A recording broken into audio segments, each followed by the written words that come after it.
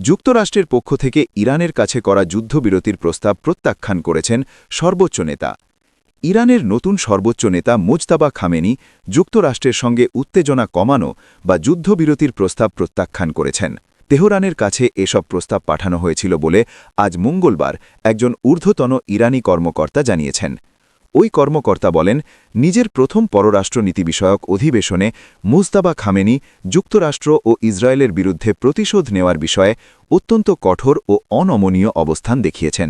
তবে ওই বৈঠকে তিনি সশরীরে উপস্থিত ছিলেন কিনা তা ওই কর্মকর্তা নিশ্চিত করেননি।